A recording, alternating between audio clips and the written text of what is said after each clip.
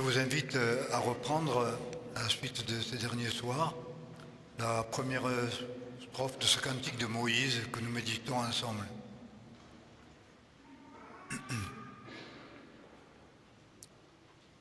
Deutéronome chapitre 32, nous lisons versets 1 à 6.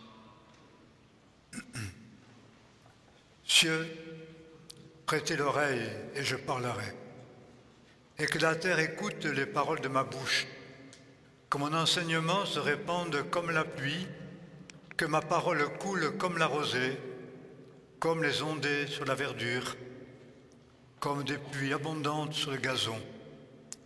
Car je veux proclamer le nom de l'Éternel, célébrer la grandeur de notre Dieu. De lui, notre rocher, l'œuvre est parfaite. Car tous ses desseins sont justes, c'est un Dieu fidèle et sans iniquité, il est juste et droit. Il a été trahi par ses fils, qui l'ont couvert de honte. C'est une race perverse et trompeuse. Est-ce ainsi que vous récompensez l'Éternel, peuple insensé, dépourvu de sagesse? N'est-il pas ton Père, ton Créateur? N'est-ce pas lui qui t'a formé et qui t'a rendu fort?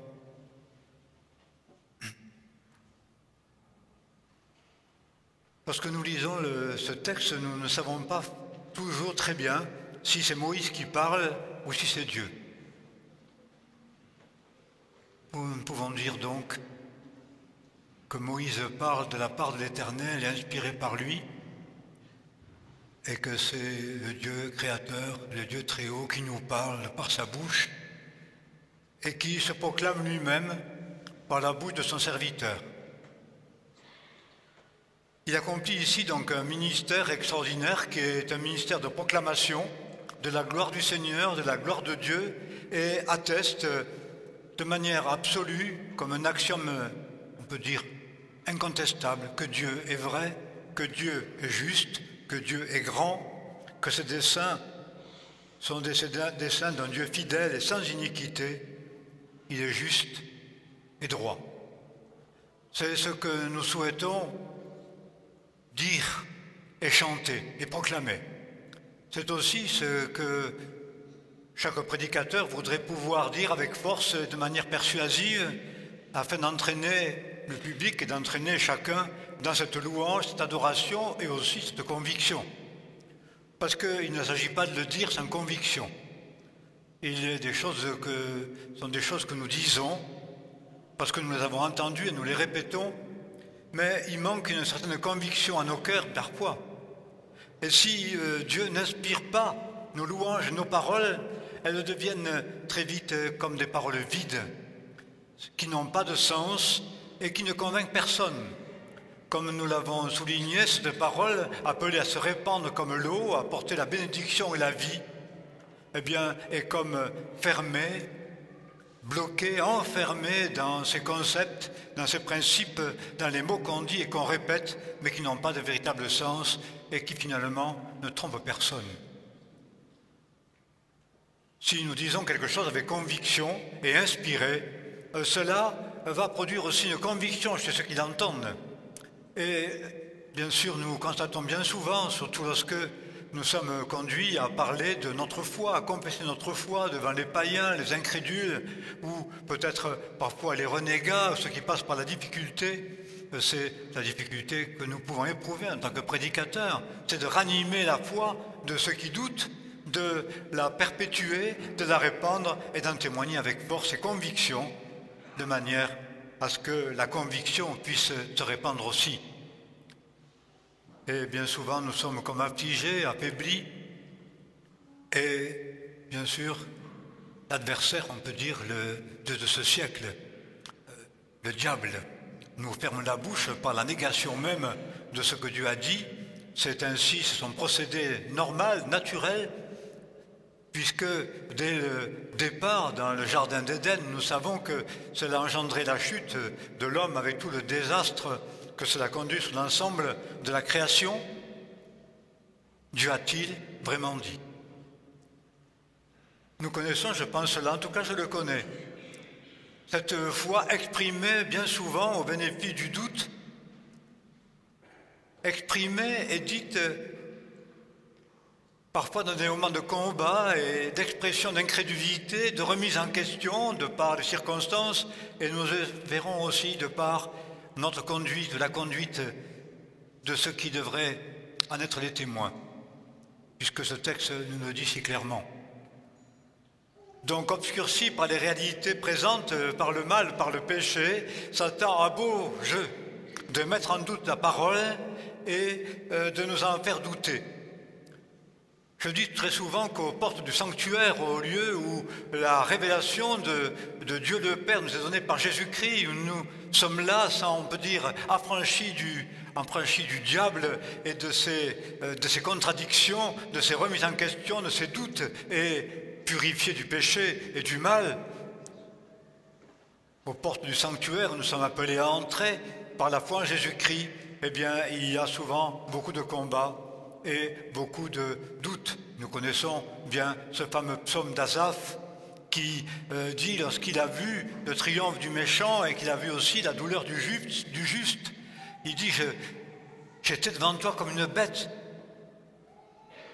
Parce que les propos s'élevaient dans son cœur, remettant en doute, posant des questions même à Dieu et remettant en question cette déclaration de grandeur, de fidélité, de solidité de ses desseins, de justice et de droit.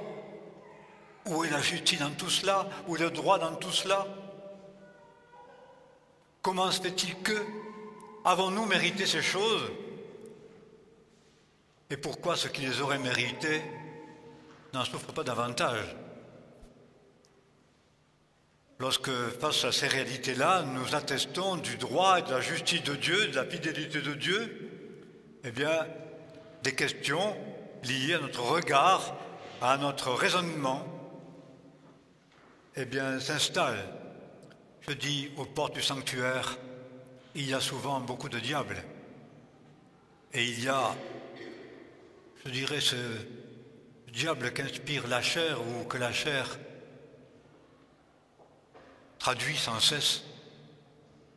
C'est nos raisonnements fondés par nos désirs, par nos pensées, par notre propre justice, par notre expérience, par notre regard des choses et la sublimation des choses mauvaises, parce que nous aimons bien donner de la grandeur à ce qui ne plaît pas à Dieu, évidemment. Donc toutes ces choses sont là, nous animent parce que nous sommes sur la terre, et proclamer la grandeur de Dieu, la force de Dieu, devient alors, lorsque cette parole est filtrée par nos raisonnements et nos expériences, comme étant caduque et à remettre en doute. C'est bien le problème de notre génération.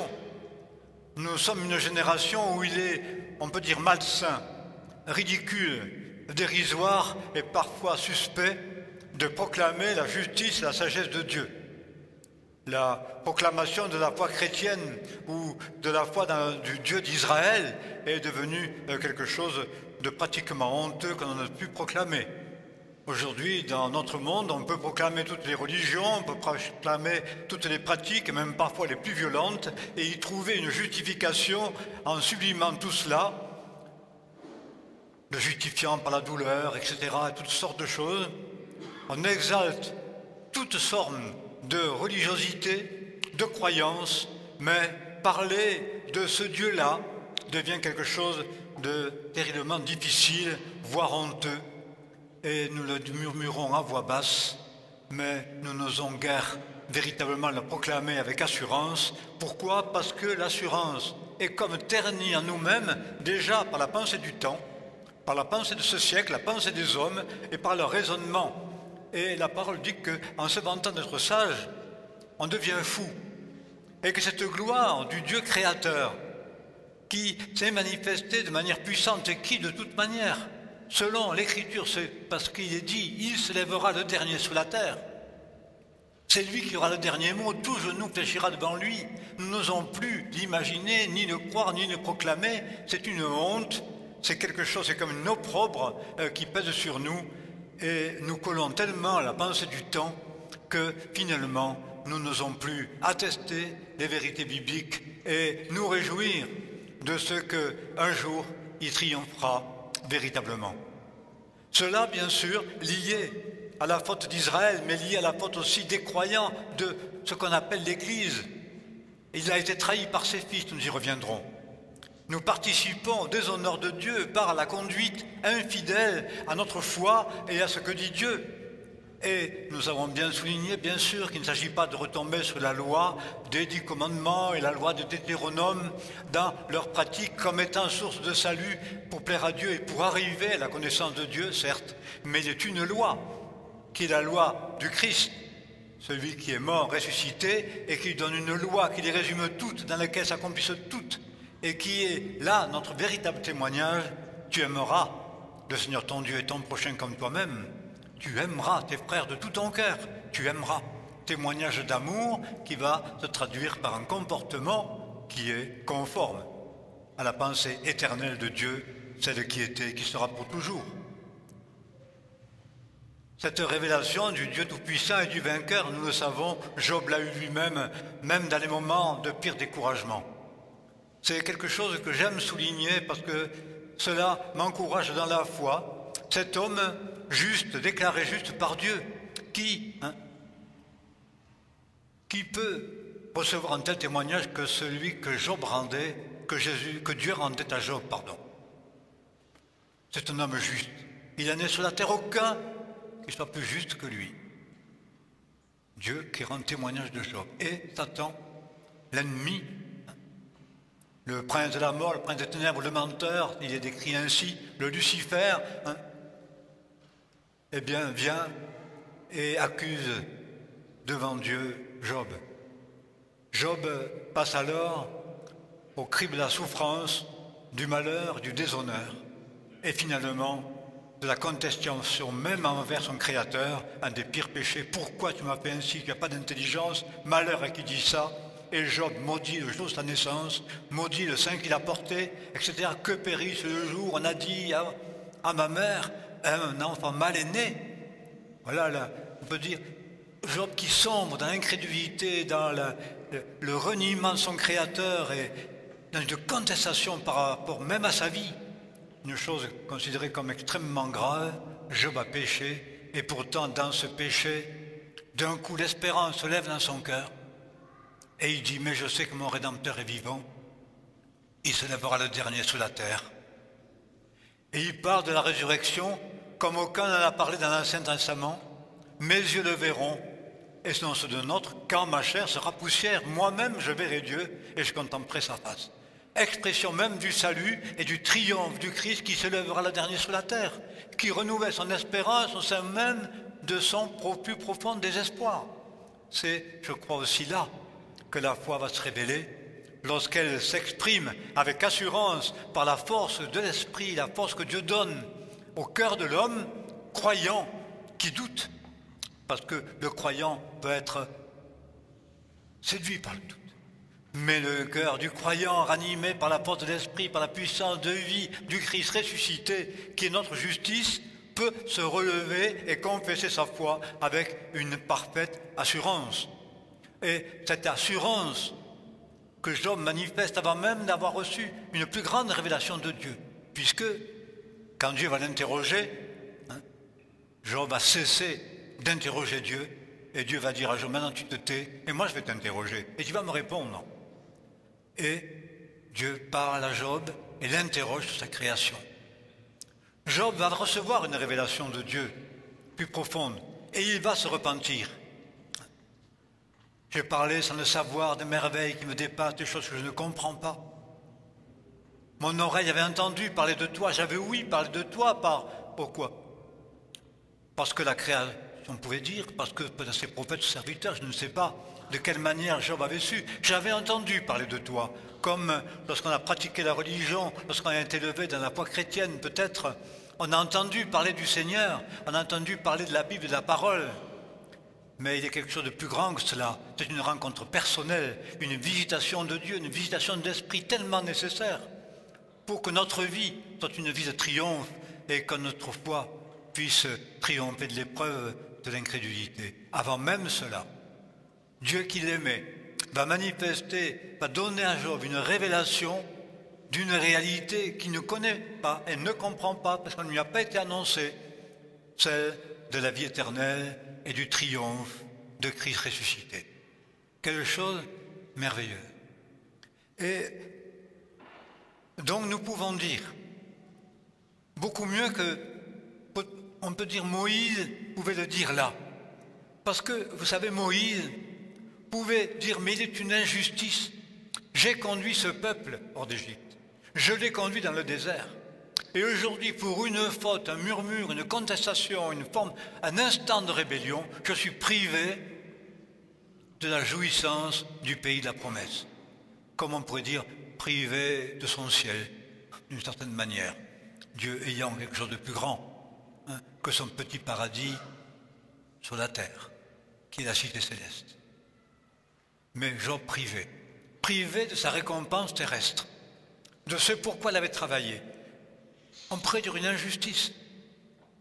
Moïse avertit par-dessus le marché que non seulement il ne verra pas le pays promis, il ne le verra que de loin, mais qu'en plus de cela, ce peuple qu'il a conduit va trahir le nom de Dieu, qui va désobéir. Et il le dit ici lui-même, déjà comme prophétiquement, il a été trahi par ses fils. J'ai entendu parfois ce témoignage, pourquoi les Juifs qui avaient une destinée si grande, celle de faire connaître sur toute la terre le nom de Dieu, d'être source de bénédiction pour toutes les nations de la terre, a échappé à sa destinée et a finalement toujours été persécuté, a souffert, a été comme abandonné, a été trahi, et pourtant toujours relevé par l'intermédiaire de gens d'amour et de croyants quand même, de ceux qui ont accepté et reconnu la souffrance de ce peuple, sa persécution, qui ont été des instruments pour lui, malgré tout, de salut encore et de renouveau, malgré tout. Mais Israël est souvent pour le païen une des raisons de son incrédulité, de son arrogance, de son blasphème, de son jugement sur Dieu. Et nous entendons aussi souvent les païens dire la même chose des chrétiens. Peut-être nos enfants dire de l'Église la même chose que les païens. Quelle horreur! Pourquoi? Comment est-ce possible? Et Moïse apprend cela, il le sait à l'avance, il le dit, il sera trahi par ses fils. Et cependant, il proclame le nom de l'Éternel avec assurance, il proclame sa justice et la pérennité de son témoignage et de sa gloire. L'éternité de sa gloire. Pour nous, il est plus facile encore de croire si nous confessons notre foi dans la mort et la résurrection de Jésus-Christ et si nous nous rendons compte que l'accomplissement même de cette promesse faite à Israël s'est porté sur son témoin, s'est porté sur son fils, parce que ce qu'il a été dit de celui qui relèverait Israël, qui relèverait le témoignage par le prophète Ésaïe, mais lui, il ne faiblira pas, il n'éteindra pas le lumignon qui fume, jusqu'à ce qu'il ait établi la justice sur la terre, et les nations espéreront en lui. Cette chose a été dite par Ésaïe. 800 ans après, cela est répété par Jésus lui-même, sur lui-même.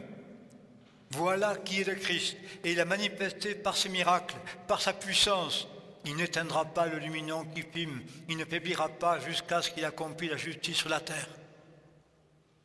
Il m'est arrivé parfois d'être comme inquiété par le doute face à des injustices. Ça fait le sentiment d'injustice, quelle horreur. Même dans l'Église parfois, même chez les chrétiens, dans nos familles, sentiment d'injustice. Je dis, mais où est la justice de Dieu dans tout ça? Et je me souviens que la seule réponse qui m'était donnée a été celle-ci, celle de l'Évangile. Il ne faiblira pas, il ne viendra pas le lumignon caché, jusqu'à ce qu'il ait établi la justice sur la terre. Et si nous lisons l'Apocalypse, et j'aimerais que nous lisions ce texte tout à l'heure pour terminer, nous voyons ce triomphe final du Messie tout genou fléchira et toute langue confessera. Même si nous sommes dans un moment d'obscurité et de faiblissement de la foi et du témoignage, et ceux qui proclament peut-être le plus apparemment puissamment, fortement, bruyamment le nom de Dieu, nous semble parfois plus le profaner que l'honorer. Parce qu'il est aussi une manière de proclamer le nom de Dieu tout en le déshonorant. Il est une manière de crier, alors qu'il est dit « il ne criera point ». Il ne lèvera point la voix sur la place publique. Tu cries, toi, mais je crie pour qu'on m'entende. Parce qu'on me dit toujours qu'on ne m'entend pas. Alors je crie un peu plus fort. Mais il ne lèvera pas la voix sur les places publiques, il ne criera point, mais il ne faiblira point. Il ne broiera pas le roseau brisé. Il n'éteindra pas la mèche qui seule ne peut brûler. Voilà cet espoir en Christ sur ce qui faiblit. Et l'Église faiblit dans sa réalité. Ceux qui crient ne sont pas forcément ceux qui les proclament en vérité. Mais pourtant, et malgré tout cela, il se lèvera le dernier sur la terre. Et les nations verront. Et même Israël, est-il dit, reconnaîtra celui qui s'en percé. Et tout Israël sera sauvé. Et l'Église unie à Israël proclamera la gloire de l'agneau qui a été immolé, mais qui est ressuscité, qui vit au siècle des siècles. Chantera cette gloire, se prosternera à sa présence, tout genou fléchira et donnera gloire au Seigneur. Nous pouvons donc traverser ces périodes qui obscurcissent nos regards, qui nous humilient, qui nous affligent, tout en proclamant le nom de l'Éternel, sachant bien que justement, si le nom de l'Éternel semble faiblir, si son témoignage semble terni, eh bien, c'est très clair. Ce n'est pas à cause de lui, c'est à cause de ses fils qui l'ont trahi. J'ai élevé des fils, mais ils m'ont trahi. Et c'est ce qu'il dit. C'est-à-dire que cette proclamation du nom de Dieu et cette, on peut dire, gloire d'être de son peuple, c'est tellement merveilleux, dit le peuple de Dieu, le peuple de la parole.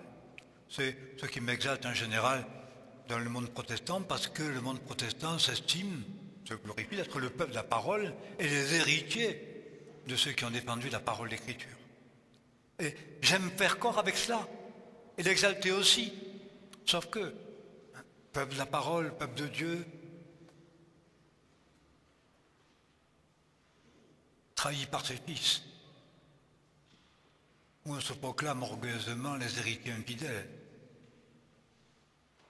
Serions-nous aussi, devrions-nous, des héritiers infidèles qui, par leur comportement, ne sont pas des messagers véridiques de la vérité qu'on prétend proclamer.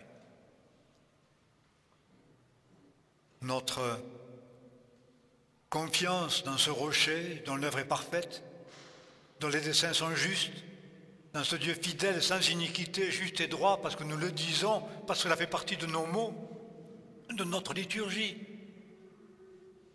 Mais l'expression de nos vies est le reflet inverse de ce que nous prétendons. Pour qu'il y ait un témoignage vivant, pour que l'Église puisse donner gloire à son roi, à son Seigneur, au Dieu qui proclame, il est indispensable que sa conduite soit conforme à ce qu'il dit, que notre vie soit le reflet de l'amour de celui qui nous a sauvés dans son amour, que nous soyons des hommes, des femmes qui sont prêts à donner notre vie pour les frères parce qu'il a donné sa vie pour nous. Donc, qui pratiquons cette loi qui n'est pas la loi que l'on obéit dans le légalisme, mais la loi du roi, la loi du Christ. Tu aimeras, parce que telle est sa loi.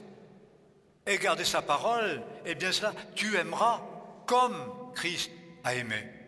Tu aimeras ta femme comme Christ a aimé l'Église. Voilà.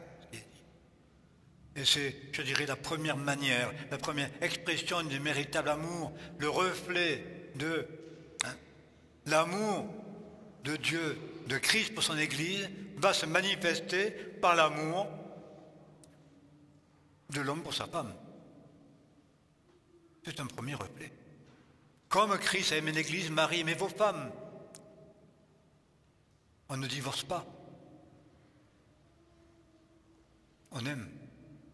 On donne sa vie. C'est bien ce qui est écrit quand même dans la parole.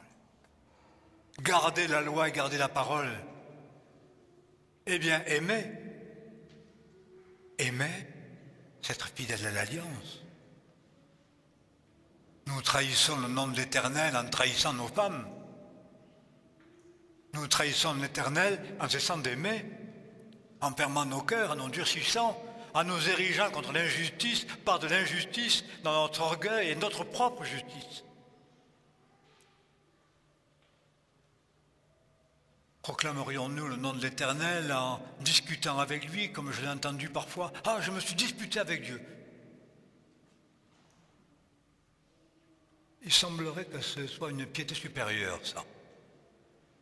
Qui ose contester avec son Créateur? Qui ose dire « je me suis disputé avec Dieu » et traiter avec lui d'égal à égal? Comment proclamer la gloire de Dieu, la justice de Dieu si je me dispute avec Dieu? Me disputer avec Dieu. C'est le ver de terre qui discute avec les étoiles. Ça. Et pire encore, quelle arrogance, quelle profanation. Israël ne pouvait même pas prononcer le nom de Yahvé parce qu'il était saint. Ne serait-il moins saint, Dieu? Serait-il moins saint? Depuis quand? 21e siècle. Parce que dans ma jeunesse, nul n'aurait jamais osé prononcer de tels mots. Franchement. Nous osons contester avec Dieu, nous osons discuter avec lui. Nous nous servons de son Fils qu'il a honoré, qui a craint l'Éternel, parce qu'il respirait la crainte de l'Éternel. Il ne faisait que ce qu'il voyait faire au Père, il lui était soumis, et même dans les cris ultimes de Gethsémane, toutefois, non pas ma volonté, mais ta volonté. Voilà le Fils qui nous apprend la relation au Père. Ne proclamons donc pas le nom de l'Éternel sans que notre vie soit un reflet de la véritable foi, sans que notre vie soit une confirmation de notre propre foi. On ne proclame pas une foi sans vivre la foi. On ne peut pas honorer et glorifier le nom de Dieu. Je dirais être des bons témoins, des bons messagers, des bons prédicateurs, si notre vie n'est pas le reflet de ce qu'il fut lui-même sur la terre. Tel il fut sur la terre, tel nous sommes, dit la parole. C'est à lui que nous devons ressembler. Et c'est l'exemple que nous devons suivre. Israël n'a pas suivi les ordres de Dieu, ils ont trahi. L'Évangile nous apprend, ils n'en étaient pas capables, parce qu'ils n'avaient pas la force, parce que la chair rendait leur loi sans force. Nous avons une autre vie, la vie du Christ ressuscité, celle qu'il nous accorde, et nous avons été choisis par lui pour le servir, afin d'être reflet de sa nature et de sa gloire par la force du Saint-Esprit. Ce qui est impossible à la chair, il le rend possible par l'Esprit. Et de la même manière que Moïse exprimait les paroles de Dieu, de la même manière exprimons la parole de Dieu, mais vivons la parole de Dieu par l'Esprit. Et je voudrais que nous puissions terminer par cette lecture de l'Épître aux Philippiens qui réunit justement ces deux choses. Et c'est, il me semble, comme un peu un envoi à la fin de ce camp. Et ce texte que je lis et relis souvent pour moi-même, parce qu'il nous apprend le véritable témoignage et de quelle manière nous sommes appelés à glorifier Dieu parmi les païens. Ainsi, mes bien-aimés, comme vous avez toujours obéi, travaillez à votre salut avec crainte et tremblement, non seulement comme vous le fassiez en ma présence, mais bien plus encore maintenant que je suis absent. Car c'est Dieu, c'est lui qui opère en vous et la volonté et l'exécution. Pas d'excuse, c'est lui qui le fait. Nous ne pouvons pas circoncire nos cœurs, c'est-à-dire nous mettre à part et nous consacrer. Je circoncirai votre cœur et le cœur de vos enfants. C'est lui qui a promis de le faire. C'est lui qui le fera. C'est lui qui établit en nous, par la force d'esprit, pas en nous. Le vouloir, le faire, nous n'avons pas en nous-mêmes. Il le produit, vouloir et faire. Pourquoi? Pour l'accomplissement de son dessein d'amour. Pas pour accomplir nos œuvres, pas pour accomplir nos plans, pour entrer dans le sien. Être serviteur de Dieu, comme le Seigneur Jésus, son Fils, a été serviteur de son Père, lui qui était égal à Dieu dans le ciel, pour l'accomplissement de son dessein d'amour, de son dessein bienveillant, car le dessein de Dieu est un dessein bienveillant. Faites toutes choses sans murmure, sans hésitation, contestation, afin que vous soyez sans reproche et sans tache des enfants de Dieu, irrépréhensibles au milieu d'une génération dépravée, perverse, au sein de laquelle vous brillez comme des flambeaux dans le monde. Une lumière ne brille jamais de manière plus puissante et visible qu'au milieu des ténèbres. Nous vivons dans un monde de ténèbres. On a obscurci les desseins de Dieu de toutes les manières, y compris dans la religion. Nous les obscurcissons bien souvent nous-mêmes par nos raisonnements et nos contestations, par notre désobéissance. Mais le véritable témoignage d'un chrétien va se manifester par cela. Il ne murmure pas. Il se donne tout entier à ce dessein bienveillant. Il n'est pas un gars qui vérifie ses heures et qui compte son temps. Il se donne à ce qu'il fait parce que telle est la tâche que le Seigneur lui a confiée. Par sa force, par la volonté qui lui est donnée. Il ne limite pas son action, il ne limite pas son service, il ne borne pas, mais pas des barrières à son amour. Il accepte. Cette acceptation est le témoignage du croyant dans l'accomplissement du dessein de Dieu. Marchant de manière répréhensible, pas selon ses intérêts. Combien de fois les croyants, pour défendre nos intérêts, sont prêts à ruiner leur témoignage par leur voracité, leur ténacité, leur vulgarité, leur violence, leurs exigences, leurs reproches et leur rapine bien souvent. Mais pourtant, on veut quand même être des témoins de Jésus-Christ, avoir une place dans l'Église et avoir sa place dans la chorale et peut-être être un prédicateur si possible. Comment cela? Un témoignage qui serait seulement verbal et pas accompagné des œuvres dignes de ce témoignage. La vie d'un croyant est une vie entière au service de son Dieu. Dieu proclame son nom par la bouche de Moïse. Mais, il dit, il a été trahi par ses enfants. Il a été trahi par le mauvais comportement, et il en est souvent ainsi. Et nous donnons beaucoup de bâtons pour nous faire battre. Et par nous, comme il est écrit dans la parole, le nom de Dieu peut être blasphémé parmi les païens, parce que les païens savent très bien, sans même connaître la loi de Dieu, quel doit être le comportement d'un croyant. Ils le savent, parce que leur conscience le leur dit. Et si elle ne leur dit pas pour eux, elles le disent pour nous. La vie d'un croyant, c'est un témoignage verbal, certes, mais il doit être d'abord un témoignage vécu, accompli, dans le renoncement à lui-même et à ses intérêts, faisant tout avec une vie livrée et consacrée. Il ne s'agit pas de louer Dieu, mais tout en le louant, de le glorifier dans toute notre conduite. Afin que vous soyez sans reproche et sans attache, des enfants de Dieu irrépréhensibles. Il est dit dans l'épître de Pierre, ils glorifieront Dieu en voyant vos œuvres au jour où il les visitera. Parce que de toute manière, nul ne peut croire, nul ne peut se convertir s'il n'est visité par Dieu.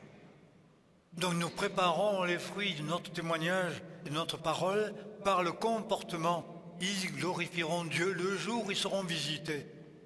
C'est le jour de cette visite que nous devons préparer par nos bonnes œuvres et par nos bonnes conduites.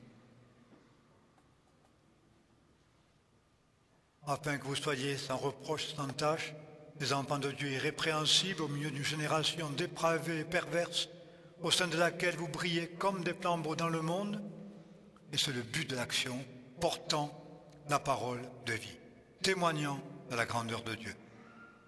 Ainsi, au jour du Christ, quand il reviendra, au jour où tout sera révélé, au jour où le triomphe du Seigneur sera manifesté aux yeux de toutes les nations, je pourrai me glorifier de n'avoir pas couru en vain, ni travaillé en vain, et même, dit-il de lui, si mon sang doit servir d'aspersion sur le sacrifice et l'offrande de votre foi, j'en ai de la joie, et il n'y a pas de reproche.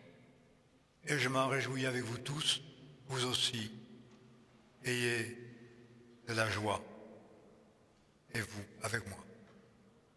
Et je voudrais, pour terminer, juste lire cette page d'Apocalypse qui parle de ce triomphe final, le triomphe qui peut être lointain et proche,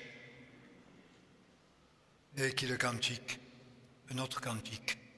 C'est le cantique de louange de la fin de l'Apocalypse. Des textes qui ne s'expliquent pas, mais qui se lisent, s'acceptent, se croient. Après cela, j'entendis dans le ciel comme la grande voix d'une foule immense qui disait « Alléluia ». Le salut, la gloire et la puissance appartiennent à notre Dieu, car ses jugements sont vrais et justes, même cantique. Il a jugé la grande prostituée qui corrompait la terre par ses impudicités. Il a exercé sa vengeance contre elle, dont la main avait répandu le sang de ses serviteurs, et pour la seconde fois y dire « Alléluia ». La fumée de son embrasement monte au siècle des siècles. Alors les quatre êtres vivants, les quatre animaux se prosternèrent et adorèrent Dieu, celui qui est assis sur le trône, et il disait « Amen, Alléluia ».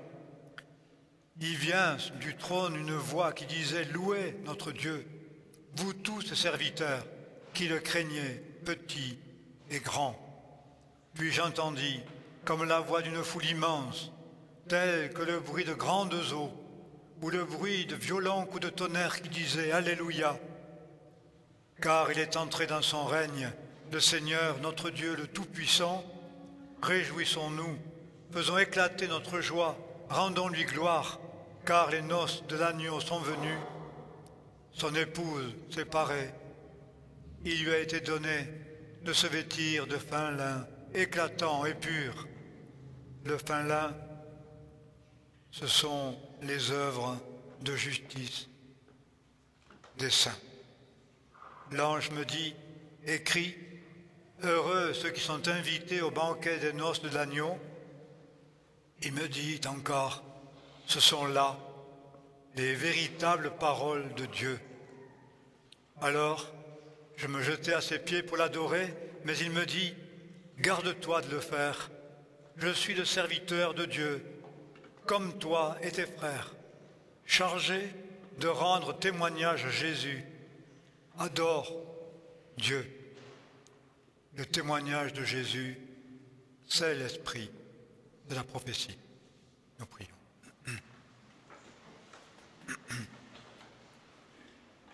Seigneur Dieu, nous te bénissons parce que, à cause du salut qui est en Jésus, nous avons eu part à cet appel bienveillant de ta part, et tu nous invites à nous abandonner à toi pour recevoir de ta part, vouloir et faire pour accomplir ton dessein. Aie pitié de nos murmures, de nos contestations, pardonne-nous, mais donne-nous par ton esprit la force d'être témoins par notre vie, par notre dévouement, par notre service, nos bonnes œuvres de justice, celles que tu nous donnes, pour que nous soyons revêtus, que ton Église soit revêtue de ce pain-lin, éclatant, pur, qui sont les œuvres de ce que tu as justifié et qui sont les œuvres justes que tu nous confies. en t'attendant, Seigneur, en attendant ce jour mystérieux qui nous est révélé. Tu lèves le voile pour nous quelque peu. Nous n'en connaissons pas les formes ni le terme. Nous voulons nous laisser éblouir par ta révélation et par ce que tu nous révèles et nous consacrer en vue de ce grand jour. Merci Seigneur pour la justice, la tienne seule. Merci parce que tu nous donnes l'assurance qu'à cause de la foi, nous te verrons et nous régnerons avec toi.